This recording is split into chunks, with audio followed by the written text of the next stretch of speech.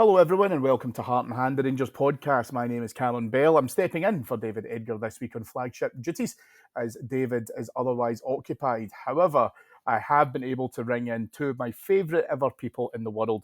I would use the words generational and sensational regarding my two guests here. First of all, Mr. Alan Bradley. So basically, I'm not sensational, am I just generational, yeah? I like to lend a bit of both to both, and joining him is our young pup, Ross Hutton. Ross, thank you for joining us on this week's flagship. Oh, it's a pleasure to be here, mate. Thank you. Boys, let's jump straight into it because we've got a wee bit to kind of unpack with all things Rangers as per usual. First of all, a huge congratulations to Allan McGregor. Allan reached his 500th appearance for the Rangers first team. Ross, a tremendous achievement, and I think that we will have an endless debate as to whether or not Allan McGregor could be considered Rangers' greatest ever goalkeeper. And when you consider some of the company, that is not too shabby whatsoever. Oh, it's no mean feat to be in that conversation at all, is it? It's funny, actually, you mentioned the word generational earlier on, Cammy, because this is a bit of a generational debate and conversation, isn't it? I think if you're of my generation and Allan McGregor is the only one of the kind of people you'd have in that conversation that you have already watched, then you're going to say Allan McGregor. I would say Allan McGregor is the greatest ever Rangers goalkeeper. People older than me, gents like yourself, no offence meant by that, of course, you would probably be inclined to say Andy Gorham or maybe Chris Wood or someone like that. I think for me, either way, no matter it is, if you're a Gorham guy or you're an Allan McGregor girl, it does not matter, because what we have here and what we have in our hands is one of, if not the all great time Rangers players, never mind just goalkeepers. The service that Allan McGregor has given to Rangers over two spells has been nothing short of sensational. And I think for me, longevity is the massive part of that argument. He was making fantastic title winning saves when I was a kid going to Ibrox, and now I'm here in my early and mid 20s. He's making saves that have taken us to European finals, for example. So the longevity that he has given to Rangers across these two spells has been absolutely phenomenal. And listen, anything we say about 2012 is conjecture, but if you think about what could have been with Allan McGregor and Rangers, it just makes the 500 appearances even more impressive for me, because we could have been talking about the all-time record Rangers appearance holder, but here we are talking about one of the all-time great Rangers players, and I think that's testament himself to the company that Allan McGregor keeps. Yeah, Alan, I mean, don't get me wrong. I was excited like a wee boy at Christmas when Cammy Bell signed for Rangers, and I thought, here we go. This is his chance to take over from Gorham and McGregor and slot right in at number one. That didn't happen. And also, Ross is completely right. I mean, he did miss out Steve Simonson in there, who, again, another Rangers great. But all joking aside, slightly older than Ross and I, and your experience within seeing Rangers' great goalkeepers stretches back even further, including a certain Gervin Lighthouse as well. But there can be zero doubt in terms of how important Allan McGregor has played in a number of trophies. Ross mentioned the European finals, etc. He really has been a fabulous servant to Rangers. Yeah, I think he's absolutely been, he has, he's been magnificent, as you say, absolutely great servant. Obviously, I'm sitting looking at my Jerry Dawson, my Peter McCloy, my Stuart Kennedy posters, but no, I'm prepared to put Allan McGregor up there. I think the first term he was with us, it was more around probably coming to those kind of European ones and some of the great saves in the Old Firm one. But I think actually coming back in his second stage in itself, Cammy, for me, that's kind of put him right up there. I mean, some of his performances have been phenomenal, but I think his attitude and everything as well has been a biggie. Some in terms of the making, he's always moaning at this one, that, but and all the stuff that you read about him as well, just the ultimate professional in terms of he's in there early at training, he's always going through his routines, so just a great, a great attitude as well. So now, without a doubt, he's definitely up there as one of the greatest Rangers goalkeepers, of all time, yeah. Well, it's funny you mention that, Alan, because a friend of mine had put up a post on Facebook of it's like a side by side, obviously trying to be within the same kind of goal mouth of McGregor making his debut, 20 odd year ago, and a picture from the Dundee United game. And in the picture of his debut, quite calm, quite all right, not much happening, pretty stoic in terms of his stance. And the picture from the Dundee United game was him screaming and pointing at somebody. And I did laugh because I'm like, it's one of the things that we know Griggsy for really well. And all I really want, and I think, I think I can speak for the three of us, I dare say we'll all be going to his testimonial against Newcastle in the summer. All I want is just a series of Allan McGregor interviews, because he's great value, McGregor, when he comes across in these, Alan. I love it's just like, I just put my hands out and I stopped it. It's as if that's it. And you're like, Happy really? days. That was it. Happy days, yeah. I think David as well mentioned in the closed door stuff as well, it really jumped out then, didn't it? It was like, even at a corner, some of the stuff that Allan McGregor was, let's just say, was directing his defence as to what to do was quite colourful, eh? Yeah, absolutely. Absolutely. Well, listen, as I say, congratulations to Griggsy from all of us here at Heartland. Ross, let's jump into Saturday's game. I'm going to be a slightly arrogant here when I say this, but a pretty routine win against what we could all only hope for is a soon-to-be relegated Dundee United side. Ross, I was quite surprised by just how defensive Dundee United came out in this. Now, their league position speaks for itself. I think there's a reason as to why they're down there. I don't think Jim Goodwin's a good manager. But even I thought, okay, Stephen Fletcher's definitely an outlet. We're going to probably have to watch for this. We went out, in my opinion, with a pretty creative team. And I thought, well, it might be a bit cagey to begin with. I don't think we started brightly per se, but I did not expect Dundee United, Ross, to sit in as much as they did. They practically just played a 5-4-1 with Fletcher pretty much standing up in the halfway line himself for the vast majority of the first half, at least.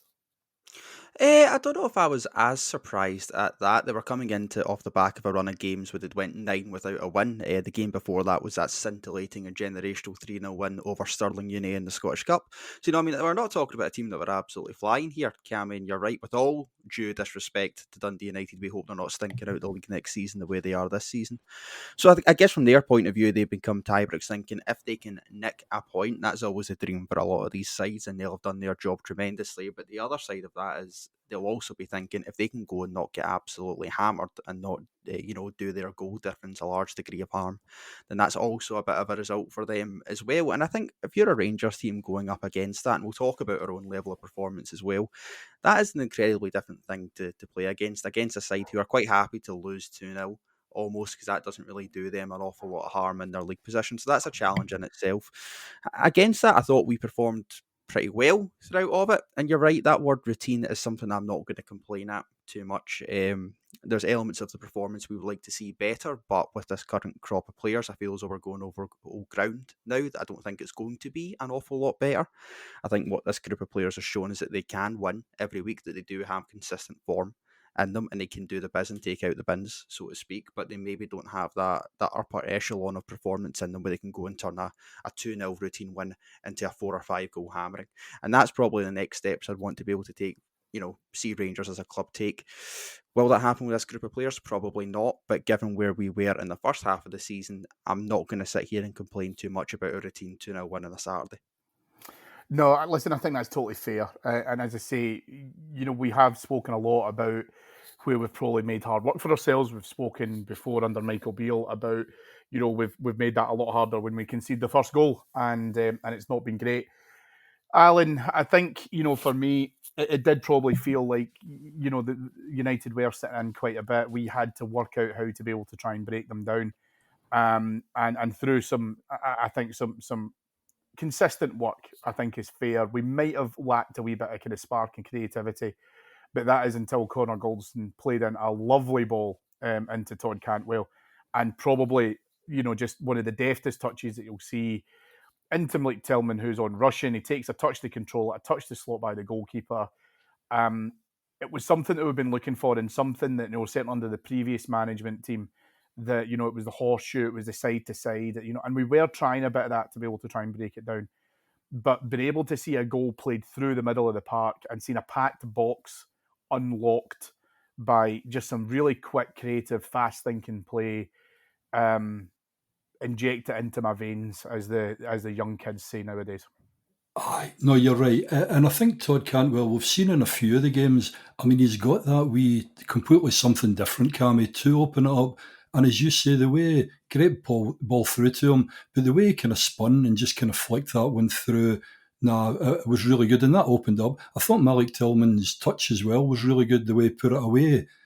at times it becomes a wee bit frustrating, as you know, because it's like, are we overplaying? You know, because it's like somebody shooting, I'll give it to my mate and I'll do a wee flick and it falls down. But to be honest with you now, Cammy, I'm becoming, geez, oh, you better not write this one down, but I'm becoming far more patient now. We get to the games, as Ross said, you kind of know sort of how these teams are going to set up. Obviously, United being in that position. But I'm not even getting that frustrated now, and I'm not worried. You know, it's like we must get the first, we must. Because in a way, as you say, we've got more now. We're getting all of this possession now. We're putting it side to side. But there is far more of the playing the ball in. I also thought that on Saturday too, I thought Morelos, although he's obviously not back to anything, might never be, but I thought his link up again, coming in, he was, showing, playing balls, bringing other people in. I thought that helped too. So, no, great goal and absolutely, totally comfortable. I think Dundee United, well, who cares really what happens? But when you think of going back, some of the Dundee United teams of the past and the way they've been able to counter-attack and they've been really threatening, this is probably the weakest one I've seen, Cammy, to be honest with you, in decades. Alan, actually, I Yeah, think you make a great, really good great point there. Sorry, Cammy, I was going to say Alan makes a really good point there because that trust in the team to get the first goal and the patience that comes with having that trust is absolutely massive. And we've all seen it when we've been sitting at Ibrox before and the place is getting, if not toxic, but a wee bit itchy because we've not scored within the first 20 minutes or killed a team off within that time. But I think because of the run that we are now on under Michael Beale, the players have almost built up that trust again in the fans that even if the goal doesn't come in the first 5, 10, 15 minutes, it will come. And I think when you have players in that side like Cantwell, like Tillman, players who can make things happen, you're going to naturally be more relaxed almost in the thought that that goal is going to come. And you're right about the passing as well. It's the one thing that we do really, really badly a lot of the time is we have that horseshoe passing routine that we're still trying to stamp out of this side. But that quick, incisive passing just to break down a low block is something that is really, really going to benefit us. And if we have players in that team going forward, you think of Connor Goldson, who will be there next season, Todd Cantwell, who will be there next season, and Malik Tillman, who by all accounts wants to be there next season.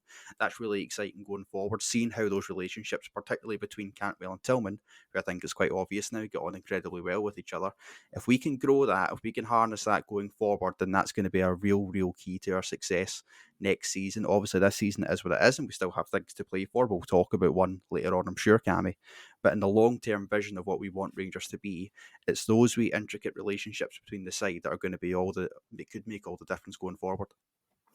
Well, Ross, I'll stick with you on that at the moment then, because I think, it sets us up nicely for the conversation about Malik Tillman. The manager was asked after the game about the likelihood of Tillman looking to be able to try and stay. He mentioned a lot about his relationship with him, that it's very positive. He has good relationships throughout the club, the team, etc. I think in particular, with Todd Cantwell. I think it's gearing up, I think, for us to be able to enter sincere negotiations with Munich. Now, Bayern Munich have obviously not long just got a new manager in, and he may have a different design on Malik Tillman and may look to be able to try and bring him back. We don't know. He might say surplus to requirements. We genuinely have no idea.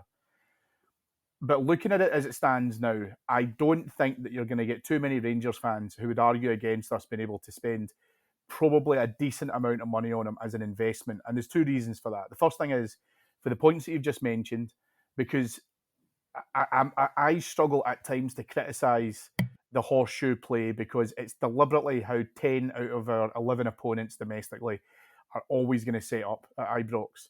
And it'll feel a bit foolhardy if, unless you're in desperate situations, as I mentioned about before with Dundee United, having to be able to try and come out to try and get something out of the game because they're entering, relegation territory, then it's going to feel a lot like it will have to go side by side for us to be able to break it down. We've struggled with that in the past. We've struggled with that very recently. I look towards, Livingston in the 1-1 game at Ibrox, for example, where I think we put in just shy of 4,000 crosses. But we need someone to be able to use that link up to be able to play it through the middle. But the other thing with Tillman is as well is an investment.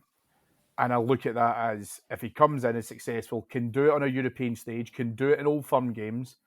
And there is a question around that, by the way. So let's be fair in terms of our analysis. For me, it seems like a really obvious and certain signing that's going to do nothing but improve us going into next season. Yeah, I couldn't agree more. So there's kind of two things, like you said there with Malik Tillman. The first one is current output, and the second thing is potential. So if you take it on current output, that was 12 goals for the season as of the end of Saturday afternoon. There, I believe that's more than Joe Aribo has ever given us in a single season. I actually think more than Ryan Kent has given us in a single season as well. So the output is pretty much beyond question at this point, and this is us just at the start of April. So there's still a fair bit of games to still be played. We can go and surpass that in an even greater and more impressive fashion. The other thing you said there is potential, obviously, and this is the actual massive upside for me as well, because whenever we talk about buying young players into Rangers, what we're effectively talking about here is bringing short-term success and engaging in long-term value.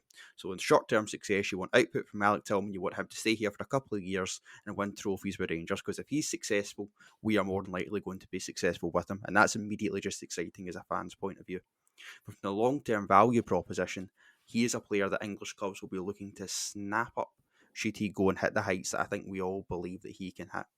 We talk about big money transfers. We talk about players in the squad that we could potentially flip for massive fees into this open market that we have down south and on our doorstep. Malik Tillman is the one who comes to mind there. So if we've been able to sell him on the long-term vision of Rangers, and don't get me wrong, I think Michael Beale has helped in that, and no small feat. I think the relationships and the dynamics that he has built up within the club with his teammates, I mentioned Todd Cantwell there, everyone else around the club, the fans as well, the relationship he has with them, it's clear that he loves the adulation that he so richly deserves. All those little things build up to us signing a player of real promise, not just in the short term, but in the long term as well. Like I said, the output that he's had is unarguable, but you are right to mention there's maybe still question marks there. But against that, what I'd say is the young lad's 20 years old, man. You know, if you want a finished article at that age, I can interest you in Manchester City and Real Madrid. What we have here is still a talent. He's not the finished article yet, but he's a talent. And I think for the kind of talent that we are going to get in that age bracket at that price point that we have supposedly agreed with Bayern Munich, you're not getting better than that. So we would be mental not to do anything and everything within our gift to make this deal happen in the future. Because if we can, then I think he is going to be a key part of our success going forward as well. You've seen the contribution he can make to what has been this season a largely unsuccessful Rangers side. Think what he can do with better players around him and a more successful Rangers side. Alan, I want to jump back to the game and something that Ross mentioned earlier on, because we're about 10 minutes into the second half as Tillman scores a second goal. Again, a fantastic bit of play, ball in from Tavernier, a good touch by Kent, who, I say a good touch, if he was meaning it for a pass, if he was meaning it to set himself up, then it was a poor touch, but, let's not split hairs at the moment. Tillman, with two men in front of him, finds composure. He is able to slot it down past. There's maybe a question as to whether or not United keeper could have done a little bit better, but irrespective of that, he's still been able to get the shot away. The game is done and dusted. I don't think it was ever in doubt, even prior to kickoff, if I'm being honest with you, but going 2-0 up more or less finishes it. There's something that I want to talk about, is something that Ross had mentioned there regarding our composure in the stands, regarding, we're comfortable that goals will come, we don't panic, etc., etc. And I think that's all true. I totally agree with that. There is something to be said, however, that we would like to get a few more goals under our belts. And now we've got one eye, obviously, on Saturday's Old Firm game. We wanted to be able to try and do that. It felt a bit to me like Alfredo Morelos was doing everything but scoring goals, because a lot of the players, again, it's just my opinion, were looking to try and get the ball to Morelos. Maybe they're just trying to get a goal under his belt before the Old Firm game. I don't know. But we were creating some chances where that was being able to try and find space in the box, or in the closing stages of the game, once we had made the subs and we had obviously brought us a Kyle on, but that's Scott Wright had come on, Scott Arfield had come on with this. We were creating chances going forward. We were wasteful, in my opinion, in terms of just that second to last or last ball to be able to then get some of these chances. There's something to be said here, I think, about us, irrespective if the game is done and the contest is over, trying to be more clinical and ruthless in terms of creating and finishing chances against teams. Or am I just wishing for too much? No, I think you're right, Cammy. I mean, I think there's two things there. One of it's around the actual quality of the players that we have as well. So in some respect, it's around as you say, you see it as maybe 3 against 3, 4 against 3 and so on. And the lack of or just a lack of quality, either putting the ball too far behind, too far in front, not releasing it at the right time. So there's that side of it, and that'll obviously improve. I think the thing you're alluding to too is, and I think David mentioned it, it's this kind of attitudinal thing as well. I don't know. There's like well, that's us got 2 now. That's fine. Oh well, we missed. We laugh. Maybe next time. We really need that. We need to no, 2's no good enough now. We need 3. We need 4. And how many times have we seen Rangers when we are doing no bad, but it's quite comfy, just easing off a wee bit. And I think that is quite frustrating, so we definitely need to. We should be, and I would imagine going way back when we were dominating things, it did get to the stage where you'd maybe score 2 or 3 goals at the end. So that's frustrating. Just jumping back to the Malik Tillman one, again, it was as you say, it was the quick feet as well. Ross talks about Joe Aribo. Tillman's got that in spades as well, just a quick feet for a big guy, moving it one way or t'other. The other thing I like about him too is this ability to then go by people on the wing and then cut back and so on. So probably covered a number of things there, but no, that's frustrating. This year, we'll just see how things go. It's probably too late now. But the thing is, Cammy, next year it could be down to goal difference and so on, and that's where we really need to start getting these kind of 4-0s and really taking our chances far more, yeah. Well, Ross, Allan makes a good point there about being able to try and close that gap. I think that's an absolute minimum requirement for next season for Michael Beale. And if we are getting to the stage where goal difference is going to matter, now don't get me wrong, as I say, I think it feels like a bit of a slow death going through the end of this season, and it's just kind of starting to go through the process now until we can finish it. But Ross, one thing that Allan mentions there is being able to get us back to a scenario where goal difference is going to come into it. I think that's a totally valid point, and I totally agree with it. But I think the thing that I am looking for in terms of where that's at is the instills confidence within players. If you've got an opportunity, so I look at guys like Scott Wright. So I was fairly surprised to see Scott Wright involved. On Saturday, I was extremely surprised to see Ravi Matondo on the bench as well, but we are where we are. Been able to get these guys game time and hopefully getting goals in them as well just presents you with a couple of options, so that if you've got a regular first team starter and they then start to have a dip in form, you've got someone else who can come into that. And see, if nothing else, Ross, it also gives us a little bit of swagger and a little bit of instilling more fear into teams before a ball is even kicked. And as much as I hate to say it, Celtic have that in abundance just now. They really do have it in spades. The challenge that we have to get to is being able to be as relentless with them, to quote Steven Gerrard, to go out there and absolutely put teams to bed without it even being considered a contest in the first instance. Yeah, there's a couple of things there. So I think the first one, and it's possibly churlish of me to say, given some of the recent results we've had against Celtic, but the first thing for me is my biggest complaint, and a lot of other fans' biggest complaint with Rangers recently, is we have not been consistent against the other teams in the league, because, the league is a lot longer and more punishing than just 4 old firms in a season. And listen, we've been beaten by Celtic once in the league so far at the time of recording, yet we are 9 points behind. That is not the reason that we are, I don't want to say it, but effectively all but out of any kind of title race. That's not the reason why we're saying that we're bored and kind of going through the motions before the end of the season. It's death by 1,000 cuts. It's the draws at home to Livingston. It's the draws away at St Mirren. And it's results like that over the course of a season we have been getting more of and Celtic haven't. Now, what does that tell you? It tells you that Celtic have been consistent, and you need to hold your hands up there and say fair enough. And what we are getting to under a point with Michael Beale is we are matching that consistency. At least, 43 out of 45 available points in the league, with obviously the 2 drop points being that draw at home to Celtic. And the problem is, obviously, for us, is we've had that remarkable level of consistency and we've not moved the dial a bit, but there's only so much we can do within our agency at the moment. What you are right in saying is what we want to be in a position to do is turn those routine 2-0 home wins into absolute thumpings, those 4-5 statement nil wins.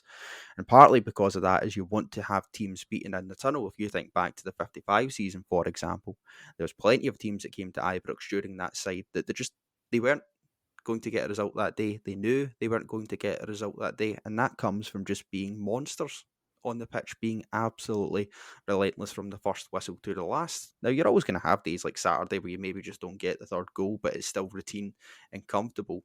But routine and comfortable should be the base level, not the top level, which we are currently seeing. And it goes back to what I was saying earlier on, that I just don't believe this current crop of players have it in them just to take that next step and really, really put the foot down. Because you're right, there were some good chances created after we scored that second, but we were entirely profligate with them. So we are a wasteful side.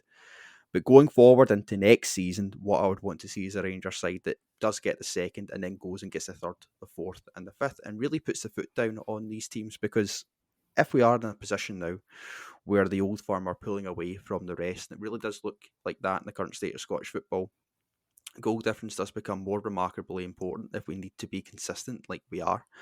And obviously those old firms become important as well. But get yourself into the position first where the old firms are deciders, which they currently aren't, given the way that this league season has panned out. And the way to do that is to be relentless and consistent against the other sides in the league. Alan, I remember Walter Smith teams in the 90s, and even when we conceded goals and we went behind, it was still a question of, I don't know if we'll win 3-1, 4-1 or 5-1 here. And there is that kind of mental positioning that can instill into other teams that gives them that degree of fear, that trepidation, or wanting to be able to try and do it. And I think that's where the manager said a few times already he's concerned about the lack of goals. And everybody is going to say, no matter what team you're in football, right, you're always going to say the win is the most important thing. Of course it is. We understand that. But there is a huge advantage, not just to the goal difference, but where it exudes out of the team and the club, where exactly as Ross says there, you know that you're going to have a tough game against a team that's free scoring. It needs to be something that I think for us, we need to cut down on that wastefulness. And we just fundamentally need to probably be a wee bit more aggressive within that final third of ensuring that we finish off chances. No, you're right. And I remember many years, Cammy, we'd all be working at different places and you would probably see guys next to you in the stands. Where were you? So the game would start and then it'd be, where were you this week? I was down in London. Oh, I was such and such, blah, blah, blah. Something would happen, as you say, potentially, as you say, at that time, maybe lose a goal. And then it's like, oh, hold on, just now, we need to focus on it. The Rangers fans would, and then we'd get right back into the game. We would get into it again. We would get a couple of goals ahead, as you say. And then that was it. And then it was a wee bit of chat, but we could do it. But the other one too is, as you say, getting those kind of 4, 5s and those teams thinking, even when they went 1-0, Cammy, it wasn't like right, let's just see if we can hold it. They were still thinking, shit, there's 70 minutes to go and so on, because this Rangers machine ultimately is just going to do it. And I think if you can get more of those where you've got the game won earlier on as well, then it does allow you then to do the old, right, I'll put this one on now, I'll blood this person, or, somebody's played a number of games and so on. And like Ross said as well, it just sends that message across Scottish football as well. Shit, the Rangers are doing it again. They're no struggling now, and it's going to take time. I don't think at the moment what we've got, we're doing well, without a doubt, since Michael Beale's been there, but that's where we really need to get to. So that next season, and that's where the quality as well, we need to be taking more chances, we need to be far more effective. It's no good having like 21 shots and so on, and then it becomes we've won 2. We really need to have a far better kind of chance to goal ratio and so on, yeah. Well, this brings us on nicely, I think, to when we've been talking about looking at potential chances and where we maybe seen a bit of a break in play. And Ross, I think we need to yet again come back to a conversation about John Lundstram. I'm struggling with him at the moment because I think the frustration for me is I've seen what he can do and what it has achieved for us, and Seville doesn't happen without John Lundstram. So, he absolutely does have that credit in the bank. The problem is he is running out of that credit because I feel he's so frustrating at times in terms of almost refusing, as if he's allergic to being able to try and play the ball forward. It's getting passed off to the side. There was one particular incident which someone had raised to me, and I haven't had a chance to watch a game back yet, but I do remember it pretty vividly, that he passed the ball and there was 2 guys running off of their markers. I think it was Kent and Morelos. Again, don't quote me on that. And he just stopped and then looked, pivoted, and then plays the ball back to Ben Davies. And it's just, it's so frustrating because part of what we want him to do and part of what we've seen him do is something that happens across the rest of the team, right? So although I'm focused on Lundstram at the minute, he's not the only person, guilty of this, is taking a risk, being brave and taking a risk. Now, by and large, he is going to be sitting with the ball 20 yards into the opponent's half every home game, okay? So he's got plenty of opportunities in front of him. I get that it's not easy. I get that it's a crowd that he has to be able to try and play it into. But I've got a real worry that he's going to start against them at Parkhead, and we're just going to see him absolutely rigid within that safety zone that he seems to have just immersed himself into. And listen, he's not the first player. I've seen players get into that place before because they've not played well and they feel like they've regressed so much that they're just terrified to be able to make a mistake. And it's so frustrating because there's been times where I think he's been an absolute leader for us in that park. And right now, I just feel like as if he's just so scared to come out his shell. It's almost as bad as a man down. There was periods on Saturday where Connor Goldson was further forward than him and Lundstram was marking Stephen Fletcher. Something needs to happen with him. Yeah, he screams the kind of guy who's absolutely desperate for the summer to come and just have that time to sort of sit, reassess, recheck where he is actually at, because you're right, this constant,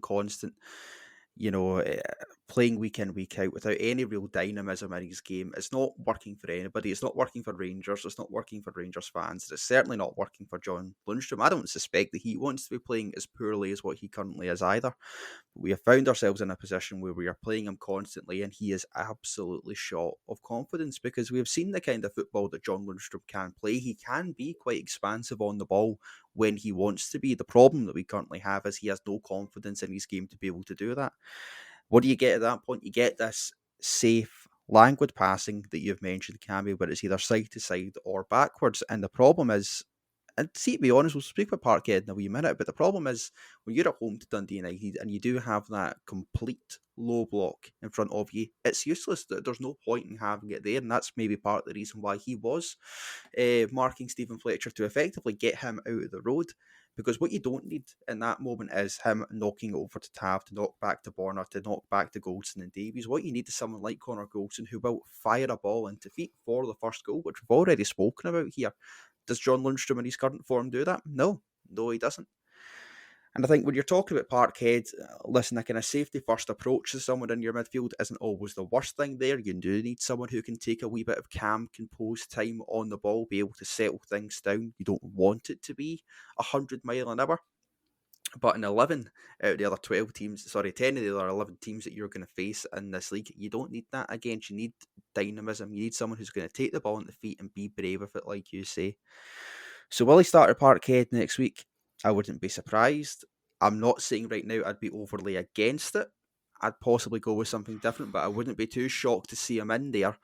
I think when you're playing anyone else in the league, though, you need someone who can offer you an awful lot more on the ball, because it just isn't working at the minute. Alan, is he in his head? Is that where this is at now?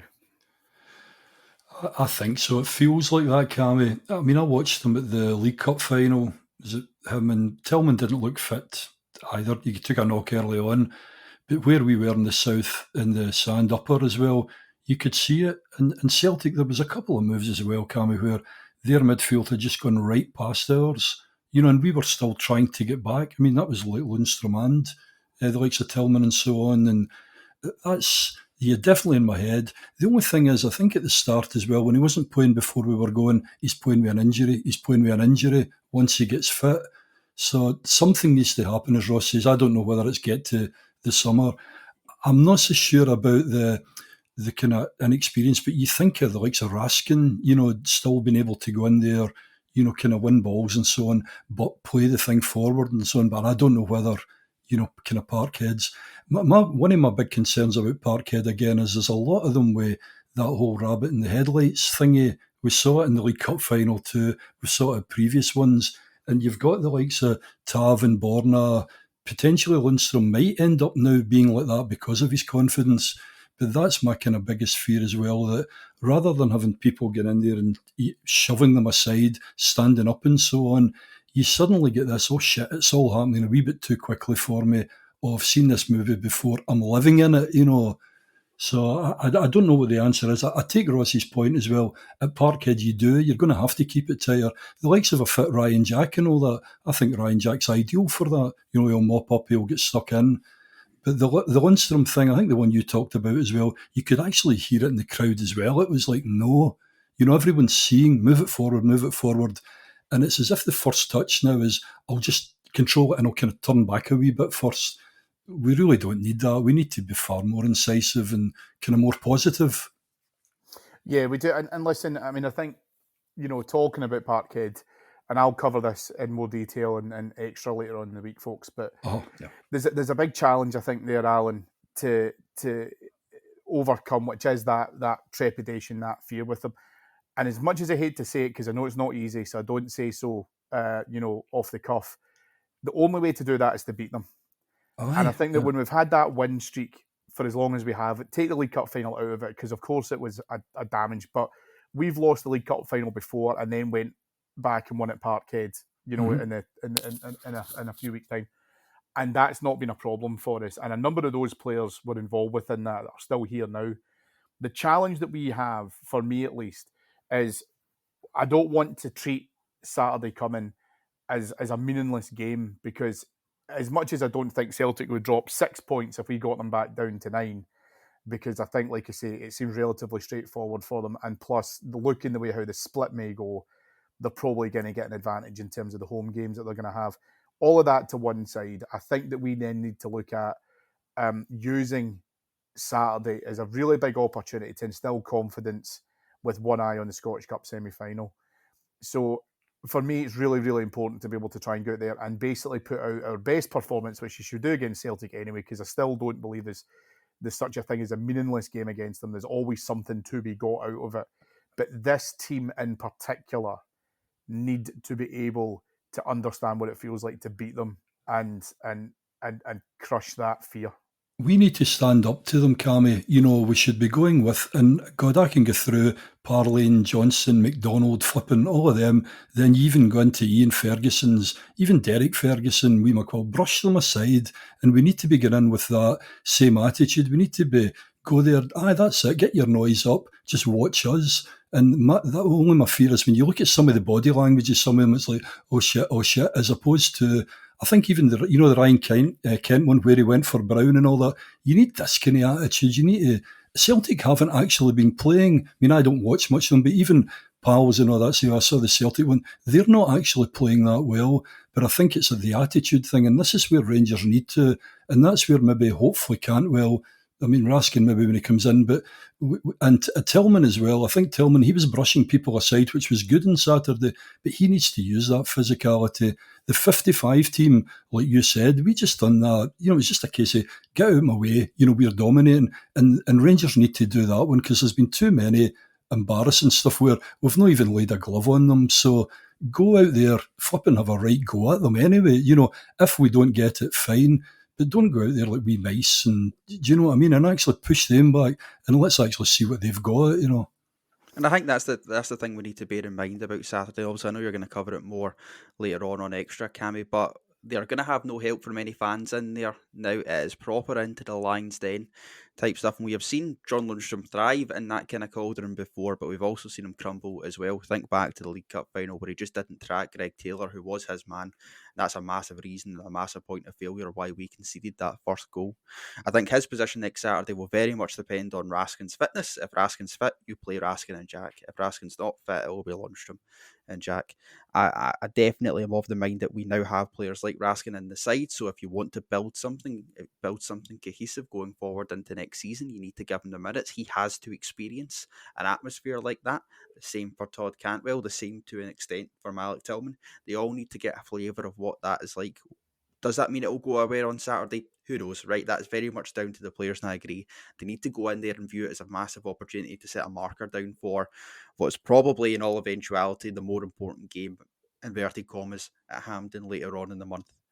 But for me, if Raskin's fit, you start Raskin over Lundstram. If not, it probably will be John Lundstram on Saturday. And Ross, I kind of want to have you on here because you are our resident B-team expert alongside our very good friend James Forrest on our Patreon site. You were at Ibrox on back-to-back games across Saturday and Sunday and saw the B team go down 3-1 with 3 men sent off. I want to talk a little bit around where you see maybe some comparables here about the B team having to, probably get itself reorganised. I don't know what that will take, but keen to kind of get your thoughts following the Old Firm game for the guys who haven't had a chance to listen to your report from Ibrox yesterday. Yeah, that was a sore one yesterday for the B team, and the first thing I want to say is I thought the crowd that turned up to Ibrox were absolutely fantastic yesterday. There was a really, really healthy crowd in for it, and that's part of the reason why the Academy is keen to do these types of games as well. And indeed, of course, when the two respective B teams played at Parkhead earlier on in the season as well, it allows the boys the opportunity to play in front of larger crowds and kind of sample and taste that atmosphere. Last year it worked to great success at Ibrox. We were 1-0 up against the Celtic B side within 14 seconds, and it was a wonderful day. But the crowd on Sunday were absolutely fantastic, so credit to that. It's a sore one because the manner that the way of the game played out. First 42, 43 minutes before the red card, Rangers were absolutely sensational. Probably one of the performances of the season for the B team up until that point. I thought all the things we spoke about that we wanted to see in the first team, the B team were showing it in spades. Quick, incisive passing. Thompson Ashaka, who has recently signed a deal with the Academy until 2025, was causing the Celtic backline all sorts of problems. Aaron Lyle, who was probably my Rangers man of the match yesterday, got a fantastic goal. Was really unlucky not to have a couple more. And then the game completely changed after Lewis Budanowskis, and the Rangers goal was sent off for handling the ball outside of the area. Now, when we spoke to Dave McCallum in the press conference afterwards, he was apoplectic with rage about that, said he's seen it back and didn't think that Budanowskis was outside the box. I'll be honest, in real time, I think that it did. But having seen it back, it's probably a tighter call. Anyway, the game completely changed on that red card, whether it was right or wrong or not. In fact, I was joking to you yesterday, but maybe not joking, I was saying it seriously. I don't think I've seen a game in a long time that has switched so much on one red card. Obviously, it's a massive moment in any kind of game, but it completely flipped the day on its head. Celtic equalised just before the half-time whistle and then came out and scored 2 very, very quick goals in the second half. We then went down to 9 men with Bailey Rice's second yellow card, and then Adam Devine was sent off right at the end. So we ended the game with 8 men. So it ended up just being a bit of a car crash towards the end. What that means for the wider B team campaign from a Lowland League perspective, it probably kills off any hopes that the B team may have had to finish top of the Lowland League. Spartans are currently top on 72 points, and Celtic have just overtaken us in the table. So that's obviously damaging from that point of view. I think what is more concerning for me as we sit here today is I'm always a believer that there should be a healthy conveyor belt of talent coming through the Academy, and on that front I believe that there is. There are really, really talented young players in the Academy that I'm incredibly excited about. I think a lot of the players coming through the under 16 and under 18 level are incredibly exciting, and again, if anyone has a chance to watch them, I'm sure they'll agree as well. From a B team perspective, and listen, I'm very close to kind of covering the B team, so I'm potentially guilty of not seeing the wood for the trees sometimes, but I don't really see anyone in that side, excluding Adam Devine yesterday, as he is probably more a regular feature in and around the first team squad. But I don't really see anyone else yesterday who I think is ready to take that immediate step up. Now, what does that mean for the long-term future? Well, we'll probably get to the summer and we'll need to reassess that as an academy. Like I say, there are more promising youngsters coming through. But I think it definitely speaks to a point in time now where we need to try and get more out of the academy and the B team. The long-term vision for the B team is something that I wholeheartedly believe in. I think the work that the coaches that are doing at the academy is very helpful, and they have helped develop players coming through, such as Alex Lowry, such as Devine, such as Bailey Rice, indeed, who made his first team debut away at Livingston. And possibly next season will be a different story, but it was a very, very sore defeat for the B team yesterday, and it has possibly led to some reassessments in the academy. Yeah, it was a sore one. And as I say, hopefully the boys can recover from it if there is going to be some reorganisation in there just to take stock at the end of the season. Then there may be some changes that are made in there that hopefully start to give the B team a more consistent level of success. That will do us this week on Flagship. As I say, I'll be back on Extra with you on Thursday. We mentioned there Ross's B team coverage as part of our Patreon site. Please go and have a little join Have a look at some of the content that's in there, because I can guarantee once you're in there, you will not leave because of the variety that's in there. You can either cover the B team games, as Ross has mentioned in there as well. Alan's excellent show This Week in History covers some significant weeks within the Rangers period. Alan, what have you covered across the course of this morning's show? Oh my goodness. This morning we actually went back 76 years, Cammy, and picked a League Cup final for 1947 against Aberdeen. We then went to 1999. I think we'll all remember Anton Rogan and a good Gers victory at Ibrox. And I actually went for one of the not so great seasons, but a nice 3-0 win up at Pittodrie as well in 2017. So between those three games, Cammy, and obviously music from each of those particular years, news, movie and so on, and the feedback to date has been really positive. And I really appreciate all the the kind of good comments that we've had. We'll just keep going. I think that's now 6 weeks now. And what we'll keep doing is just picking 3 different years, around about a particular date, and just see where it takes us. But thoroughly enjoying it, yeah. Brilliant. Was the 1947 final your first game, Alan? 10th or 11th, I think, by that point. Oh, jeez, I'll tell you. I don't know. We are an equal opportunities employer here at Heart and Hand. So as well as that content, and obviously all of the match day build up, especially in the build up to this weekend's game at Parkhead, you can also get some other content on Heart and Hand. This week, for example, we have just started our Masters pod, as we are obviously now in Masters Week. And you can hear from all of our golfing experts as well. We even have Andy Fullen on there, who's a golf professional, and it's a brilliant show for all you golf enthusiasts as well. Mr. Bradley being one of them, I'm sure. Yeah, and I don't know about excellent golf, but I do a fair bit of walking anyway, Cammy. Yeah. Walking and hitting it with a stick. That's about my sum total knowledge of playing the game of golf as well. Yeah, absolutely. Well, thanks to our executive producers in London, Mr. Mike Lee and Mr. Paul Myers. Thank you to my 2 guests this week as well, the ever sensational Mr. Allan Bradley. Thanks, I've really enjoyed it, Cammy. If you could offline just give me Ross's home address, I'll take that wee discussion on. But thanks, mate. Thanks, Ross, mate. And watching his back for the foreseeable future, Mr. Ross Hutton. No, thank you, gents. It's been an absolute pleasure. Cheers. Hope you've enjoyed listening, folks. Stay safe. As I say, we'll speak to you again in a week. Thanks very much. Bye-bye.